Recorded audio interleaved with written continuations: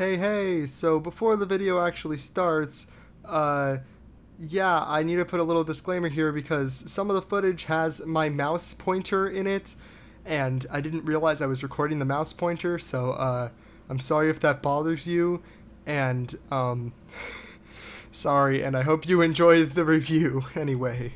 Hello everyone, and welcome to another episode of Bulby Reviews, a video series where I, Bulbison, review video games.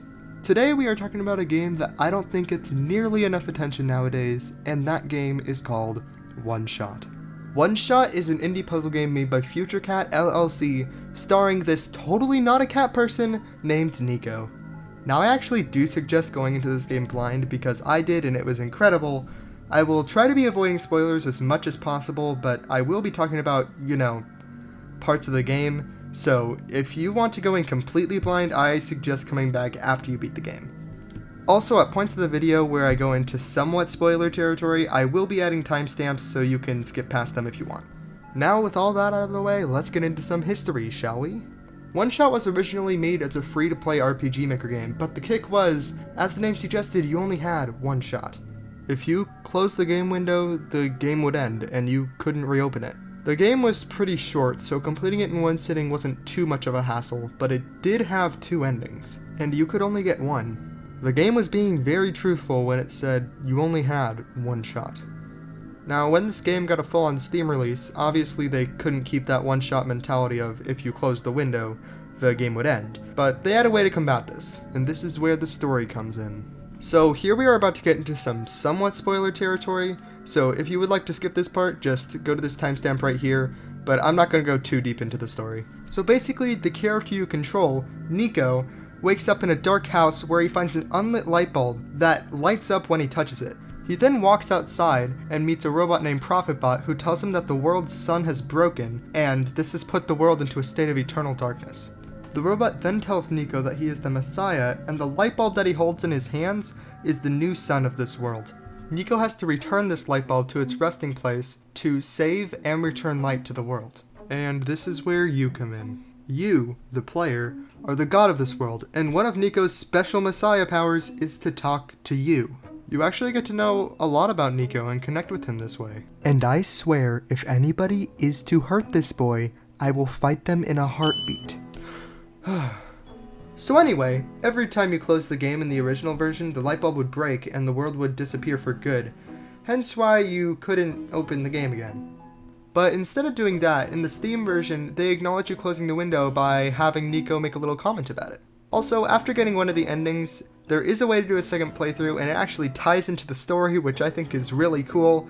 But now with all that story out of the way, let's get into the gameplay. So, as I said before, this game is an indie puzzle game, and a somewhat hard one at that.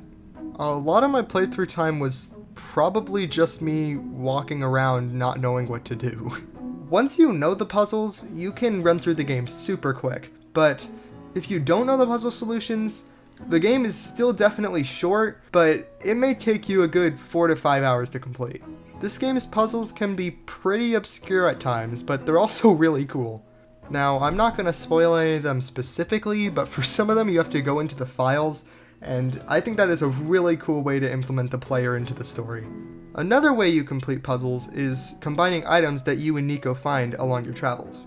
The movement in this game feels really nice, and though the keyboard controls took me a while to get used to, they came to me eventually.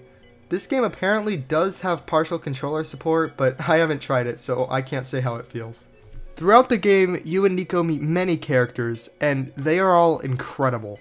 The writing in this game is just amazing in general. The dialogue can be pretty funny too, though I literally laugh at everything, so maybe I'm not the best person to ask about funniness.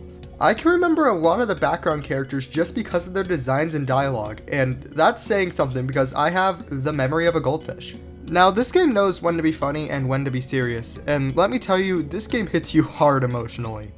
There were points in this game where I was either on the verge of crying or did cry.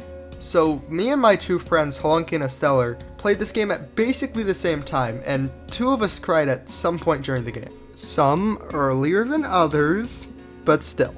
Also, Halunki doesn't count, he has no soul. Basically, what I'm trying to say here is this game knows when to put on the brakes when it comes to jokes and get serious. Although this game isn't a horror game really, it can cause some real feelings of regret, and if you don't like that feeling, then I don't think I can really suggest the game to you, but for me at least, that regret is what made the game so memorable. This game is phenomenal in so many ways. Yes, no game is flawless, but this game sure makes it hard to pinpoint its flaws. If you like puzzle games or just games with amazing stories, then this game is well worth the purchase. The game is only $10 on Steam, so it's not like you're losing a ton if you don't enjoy it, but I doubt you won't. Even if you're not into puzzle games, there's no harm in giving it at least one shot, right? Get it? Because the game's name is... Yeah, I'll just leave now.